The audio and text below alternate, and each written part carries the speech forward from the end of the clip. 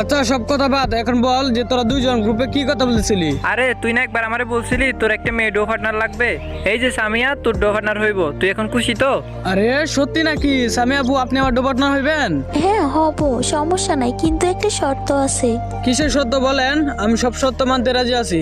আমার সাথে do partner হইতে হলে আপনার বেস্ট ফ্রেন্ড মানে আকিবকে ফ্রেন্ড লিস্ট থেকে কাটতে হবে। আমি যদি ওরে ফ্যান লিস্ট থেকে কাইটা দিই তাহলে আপনি আমার ডোপার্টনার বানাবেন? হ্যাঁ, তুমি যদি আকিবকে ফ্রেন্ড লিস্ট থেকে কাটতে পারো তাহলে আমি তোমার ডো পার্টনার হব। আচ্ছা তাহলে এই শালারে আমি এখনই ফ্যান লিস্ট থেকে ডিলিট করতেছি।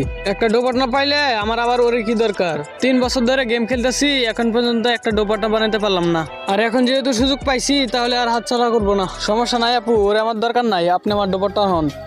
কি ভাবতেছেন? হয়তো ভাবতেছেন এগুলো আমি আপনারে বলতেছি। তাহলে গিয়া মুড়ি খান। আপনি কি আপনার মতো 10টা মেয়ে যদি আমাকে বলে না ডোপার্টনার হতে, তাহলেও আমি আমার বন্ধুকে ফ্যান লিস্ট থেকে ডিলিট করতে পারবো না, বুঝছেন?